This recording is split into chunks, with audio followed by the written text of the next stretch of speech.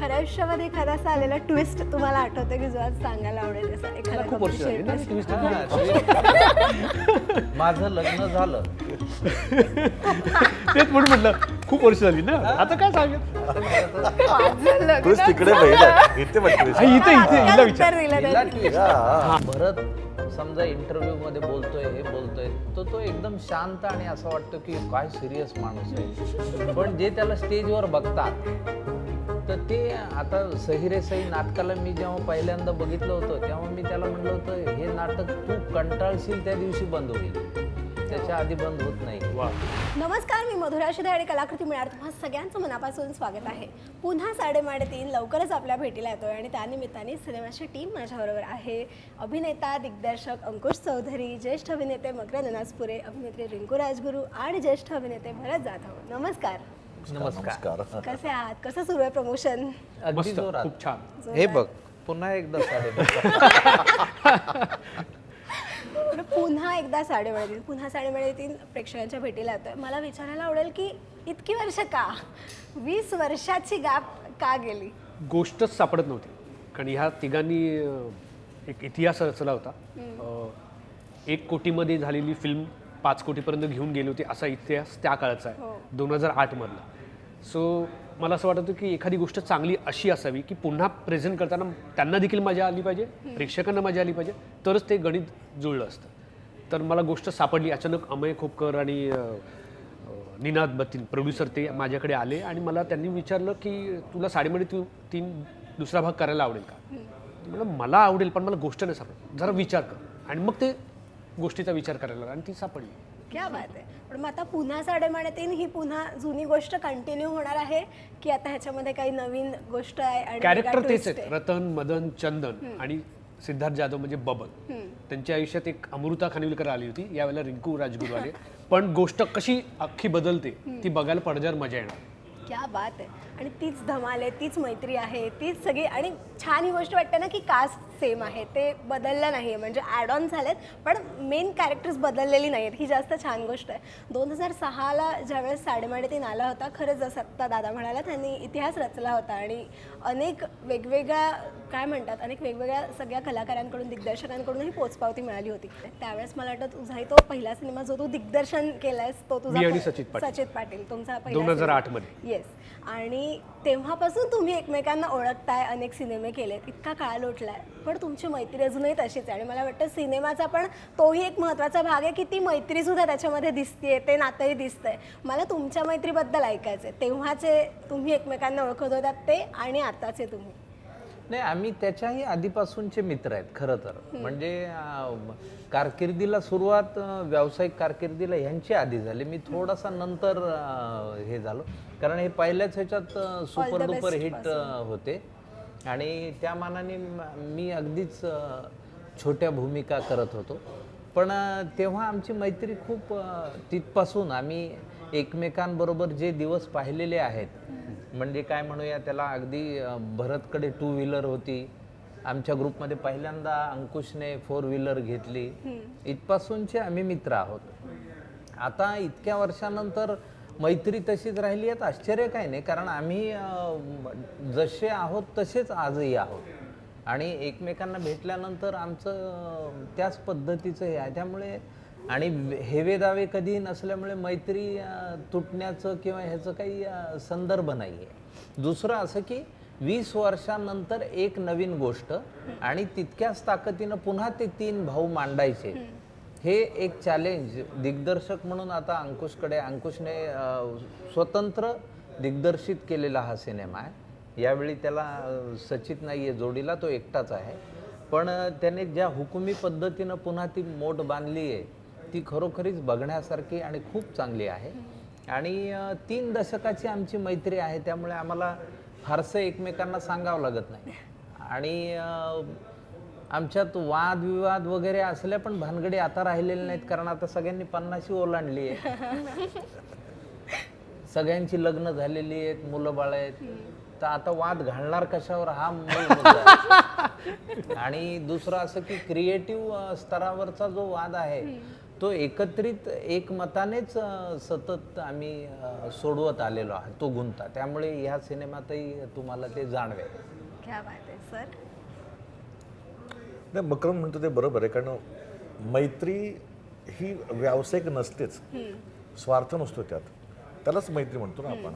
मग काम करतोय, एकमेकांचे कॅरेक्टर्स करतोय, एकमेकांना भेटतोय, एखाद्या पिक्चरमध्ये आम्ही एकत्र नसलो तरी त्या पिक्चरमधला तो रोल किंवा त्या नाटकातला तो एक कॅरेक्टर रोल मला आवडला हे मित्र म्हणून सांगणं गरजेचं असतं. ते आम्ही तेही केलं आमच्यात. एकमेकात भरपूर आम्ही अनुभव एकमेकांचे शेअर केले. म्हणजे मी मागे एकदा म्हटलं होतं की मकरंद आणि माझे पिक्चर जेव्हा चालू होते तेव्हा आम्ही एकमेकांना फोन पण करायचो, अरे हा पिक्चर असा असा महिना तुझ्याकडे येणार आहे, एकमेकांना फोन पण करून सांगायचो. मग त्याला आम्ही हे पण सांगायचो किंवा तुझी साधारण अमाऊंट तुझी अशी अमाऊंटवर पण बोलायचं. म्हणजे आजकाल लोक लपवतात ना, किंवा मी काय सांगू मी किती घेतोय मी असंही नव्हतं. इतक्या मी मित्र चांगले तेव्हाही होतो, आजही आहोत. ह्याचा प्लस पॉईंट काय होतो, ती मैत्री काम करताना रिफ्लेक्ट होते. बरोबर.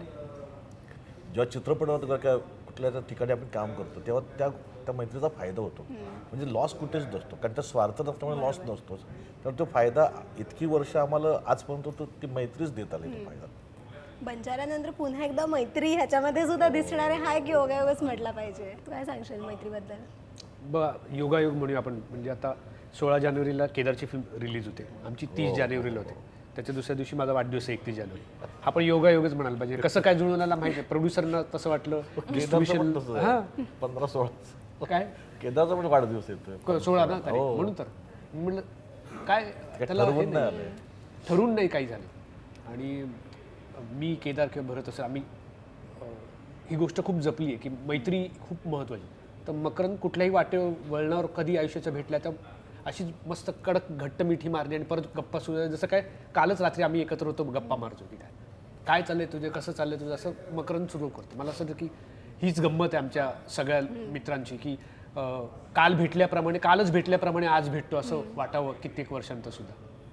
रिंकू, तू आता ह्या सिनेमामध्ये नव्याने ॲड झालेली आहेस, सो ह्या सगळ्या सिनियर्स बरोबर काम करून कसं वाटलं? आय एम डॅम शुअर की यांनी तुला कधीच ते प्रेशर दिलं नसणार आहे शूटिंगच्या वेळेस, पण तुझी यांच्यासोबतची मैत्री कशी झाली संपूर्ण सिनेमाभर? खूप मजा आली, खूप शिकायला मिळालं. आणि मी मघाशी पण म्हणाले तसं मला असं झालं की कलेच्या विद्यापीठात मी होते 15 दिवस आणि प्रेशर मला कधीच नाही आलं. मामांसोबत काम करताना नाही आलं, भरत सरांसोबत नाही आलं, मकरंद सरांसोबत नाही आलं, सिद्धूसोबत नाही आलं. आणि डिरेक्टर म्हणून एक भीती असते की आपलं चुकलं, खूप सिनियर आहे, आपल्याला ओरडा पडला तर, रिटेक झाले तर. तसंही नाही झालं, कारण अंकुश सर खूप शांत आहेत डिरेक्टर म्हणून. ते कधी ओरडले पण नाही, ते स्वतःचा वेळ घ्या, तुम्ही जेव्हा रेडी असेल तेव्हा या, असं होतं. त्याच्यामुळे मला असं वाटतं की ह्या सगळ्यांमध्ये सगळ्यांनी मला खूप सामावून घेतलं किंवा समजून घेतलं. आणि हो, मला खूप छान वाटतंय आज की याचा मी एक भाग आहे. पुन्हा साडेमाडे त्यांची सुरुवात कशी झाली मला ऐकायचं. पहिला फोन कोणाला केला होता? सगळ्यात पहिला फोन सचित पाटीलला केला होता. वा वा.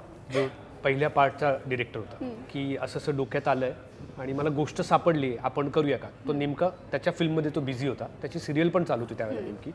तर त्याने मला रिक्वेस्ट केली की मी यावेळेला नाही करू शकणार, तू जा पुढे, काही प्रॉब्लेम नाही. मग सेकंड फोन संजय मोरेंना होता, ज्यांनी पहिली फिल्म लिहिली होती, ज्यांनी हे कॅरेक्टर्स तयार केले. ॲक्च्युली कॅरेक्टर्स त्यांनी तयार केलेले होते.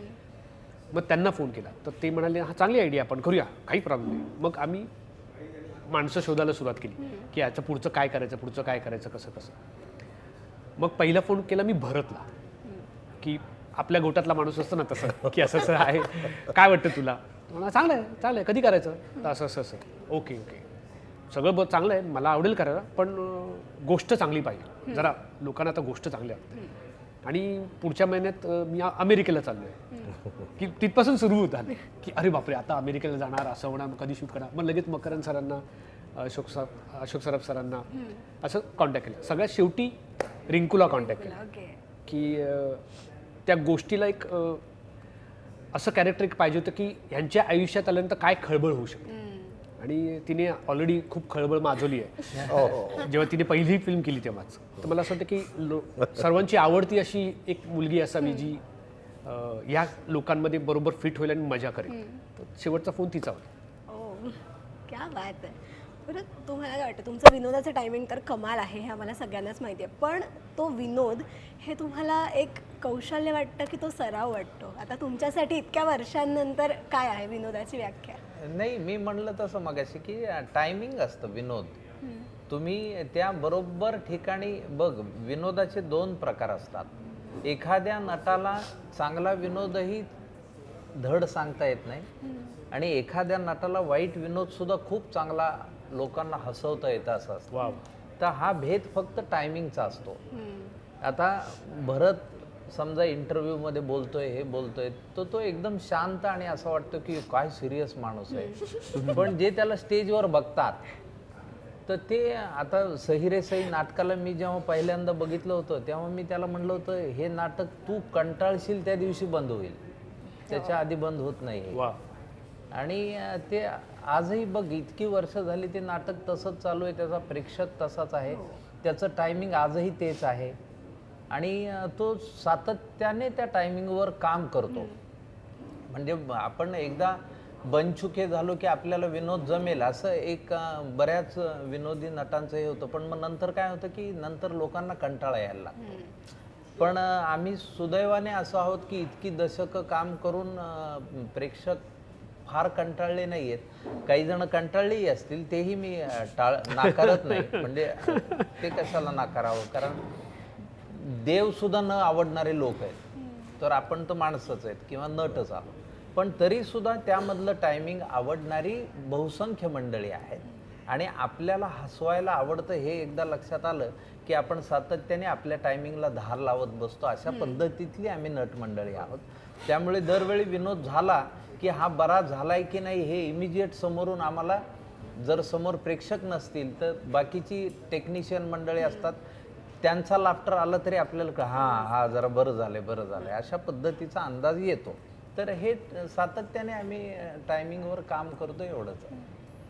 सर, तुमचं काय म्हणणं आहे? मम आहे का तुमचं काय नाही, वेगळं अर्थात म्हणणं आहे? मम्मत तर असणारच, कारण त्यांनी व्यवस्थित त्याची थेअरी सांगितली आणि आम्ही नेहमी आमचे विनोद हे निखळ ठेवण्याचा प्रयत्न केला. आतापर्यंत आम्ही इतके चित्रपट केले किंवा नाटकातनं कामं केली आहेत, तो निखळ कसा विनोद असेल, तो फार अंडर द बेल्ट आहे का, तर कधीच केलं नाही इतक्या वर्षात.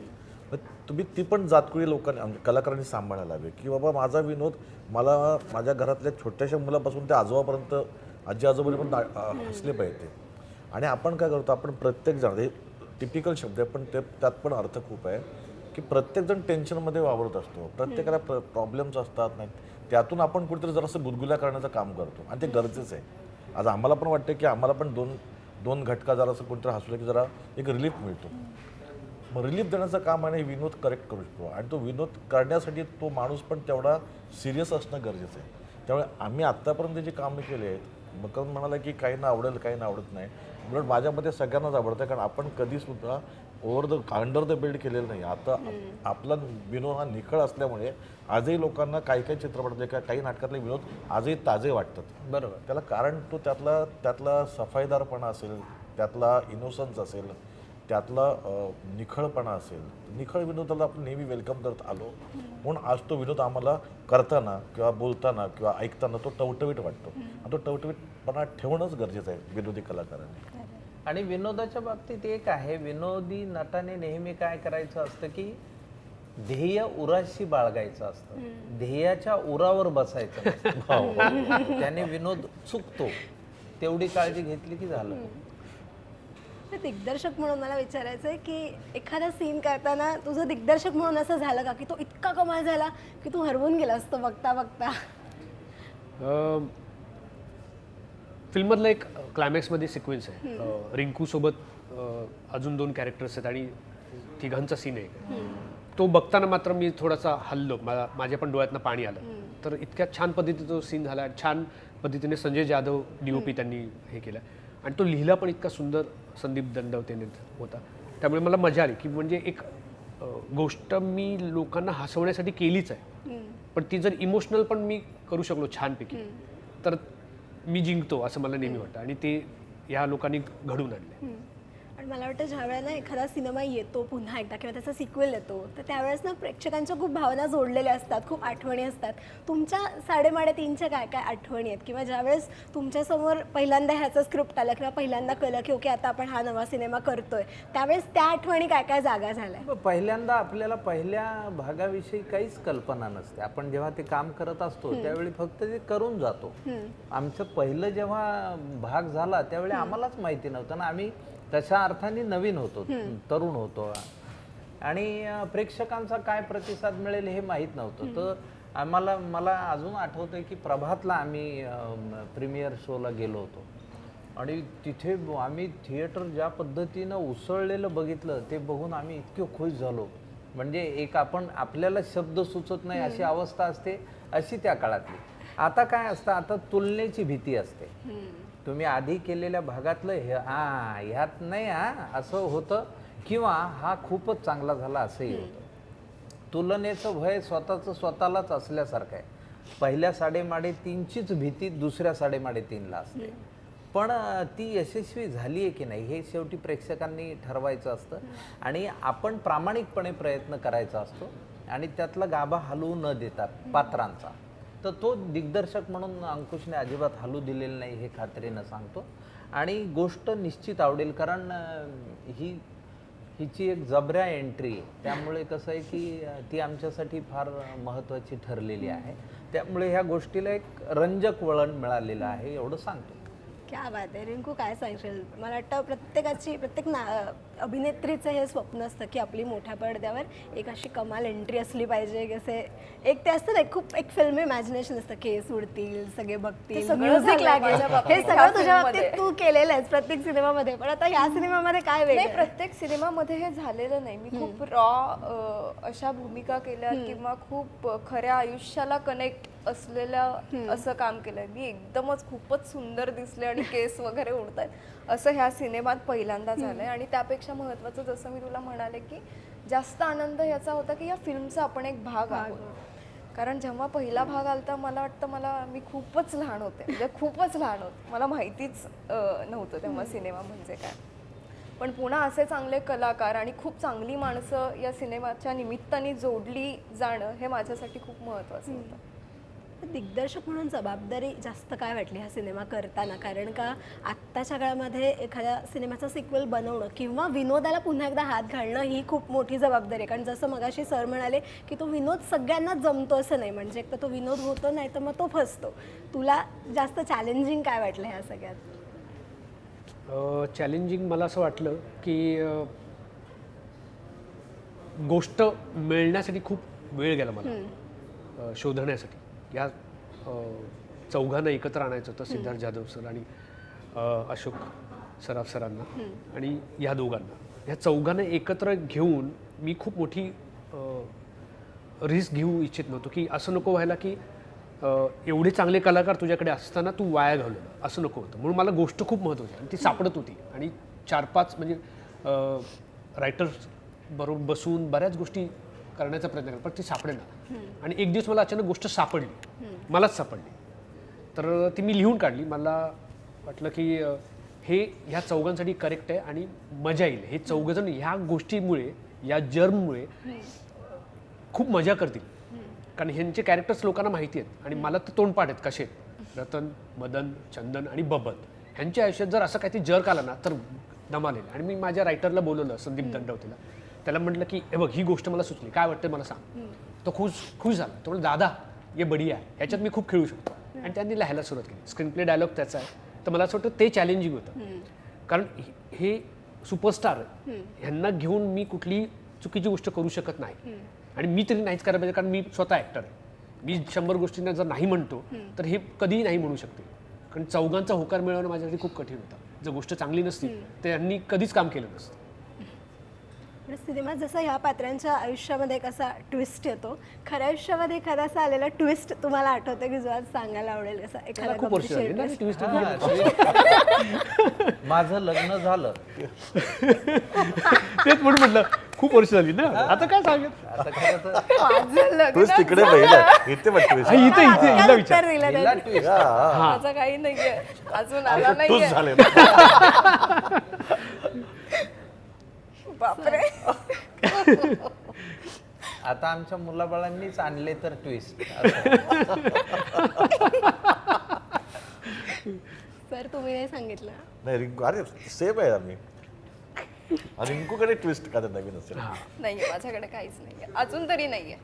पण दिग्दर्शक म्हणून त्यावेळेला असं कधी एक रिअलाईज झालं तुला, म्हणजे सगळेजण आता ओळखायला लागले होते आधीपासून आणि फॅन्स होते, सगळ्यांनी काम पाहिलं होतं, कौतुक होत होतं, पण एक अशी मोमेंट असतं ना की आपल्याला कळतं की अच्छा आपल्याला खरंच ओळखतायत किंवा आपल्याला आता ओळख मिळायला लागली. हे कोणत्या पॉईंटला रिअलाईज झालं किंवा कोणत्या कामानंतर जाणीव झाली या गोष्टी? त्यांच्या तर सुरुवातीलाच त्यांना झालं. व्यावसायिक मधलं पहिलंच नाटक त्यांचं हे माइलस्टोन नाटक आहे. म्हणजे मराठीच्या रंगभूमीच्या इतिहासात जे माइलस्टोन्स आहेत त्यातलं त्यांचं नाटक आहे ऑल द बेस्ट नावाचं, ज्यामध्ये भरत, अंकुश आणि संजय तिघही जण एकाच फटक्यात रातोरात मोठे झाले. तर त्यांच्यासाठी तो हे आहे. आणि आम्हाला खूप शोधावं लागलं. शोधत शेवटी मग कुठेतरी जाऊ बाई जोरात असेल किंवा मग नंतर कायद्याचं बोला. नाही पण तू शोधत होता, पण आम्ही तुम्हाला शोधलो होता आधी अंकुश. करेक्ट. आणि त्यालाही माहिती आहे कारण त्याची पहिलीच एकांक जे बघून आम्ही इम्प्रेस झालो त्याच्यावर. आणि आम्हाला ऑल द बेस्टच्या शोला निघायचं होतं आणि हे लोक बाहेर बसले होते रिझल्ट लागायच्या आधी. आणि मंगेश देसाई त्या जाऊन त्याला पहिलं हात म्हणून आम्ही बाहेर पडलो होतो आठवत. एक स्पर्धा होती, त्या स्पर्धेमध्ये एक विषय दिला जायचा आणि त्याच्यावर ते एकांकिका करायची असत आणि त्याची फायनल होती मला वाटतं ना. फायनल होती आणि ना मी केदार आणि भरत समोर बसलो होतो ऑडियन्समध्ये आणि सुरू झालं देता आधार की करू अंधार नावाची एकांकिका. तर 2 पात्र अशी आली, एक मंगेश देसाई आणि मकरंद नासपुरे असे 2 पात्र आणि दोन्ही पात्रांनी जो धुमाकूळ घातलाय, हसून हसून आम्ही मेलो. आणि त्याच्यातलं अजूनही तो मला प्रसंग नेहमी सांगायचा वाटतं की चालू दोघं बोलत असताना मध्ये थांबत, एक मिनिट थांब, अहो दादा किती वाजले हो? अच्छा हां आहे अजून 20 मिनिटात, हां चल सुरू कर. असं करत प्रत्येकाला मध्ये मध्ये थांबवायचे आणि बोलत होते. एक वेळ अशी आली की नाना पाटेकर समोर बसले होते. ओ नाना काका किती वाजले असं त्यांनी विचारलं. एकांकिका संपली ना, लोक टाळ्या वाजवत. नाना काका ह्यांना दोघांना मिठी मारली लिटरली. आणि नाना काकांनी प्रॉमिस केलं की मी तुला काम देईन, मी माझ्यावर काम करतो. आणि त्यांनी बऱ्याच पिक्चरमध्ये त्याला सुरुवातीला. आणि त्यावेळेला केदार, भरत आणि मी आम्ही हे दोघं बाहेर बसले होते रिझल्टसाठी. आणि हे मूळचे तिथले औरंगाबाद आणि बीड त्या साईडचे तिकडनं आले होते इथे स्पर्धा करायला. तर दोघे एकदम शांत असे छान कोपऱ्यात बसले होते.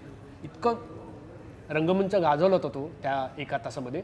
ती दोघं मंडळी अशी बसली होती. आम्ही तिघं जाऊन भेटलो त्याला, म्हणलं काय सुंदर काम झालं, तुम्हाला काम मिळालंच पाहिजे यार, तुम्ही सॉलिड आहात. आणि काही महिन्यांचा एंट्रीच केली या लोकांनी. किती छान.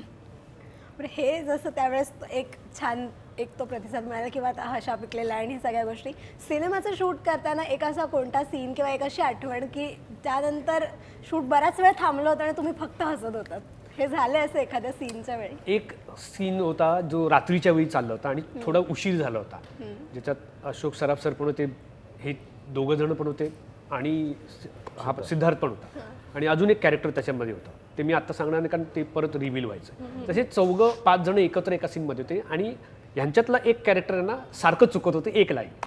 ते कोण चुकत मी सांगणार नाही. पण आजही ते कापता मला एडिट करता वाद्य झाले आहेत की ते त्यांनी डायलॉग सुरू केला की बाजूचे 4 जण हसायला लागायचे.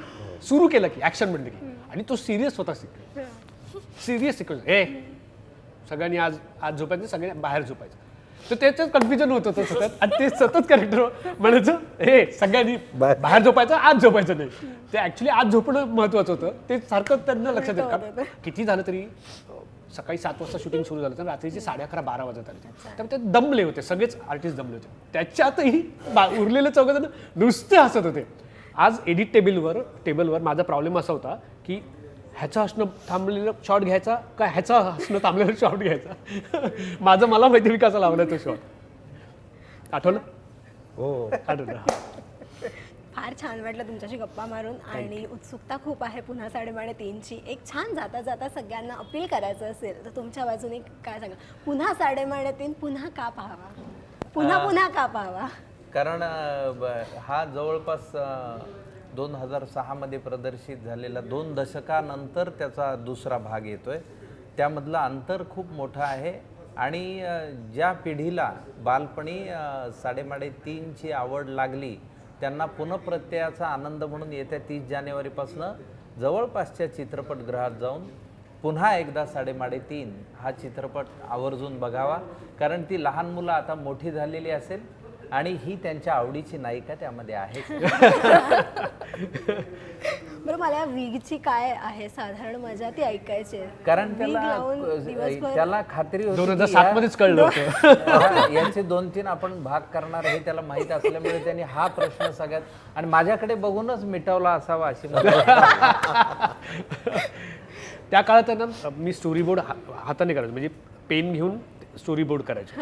तर स्टोरी बोर्ड करत असताना 3 भाऊ असं ठरलं होतं आणि माझ्या डोक्यात होतं हे 3 करणार. तर ते चित्र काढताना मी त्यांचे केस करताना मला सवय असे असे गोल गोल गोल गोल मशरूम सारखं काढायचं, मशरूम सारखं काढायचं. त्याच्यावरनं ती आयडिया सुचली की हे 3 भाऊ एकसारखे दिसणार नाहीत.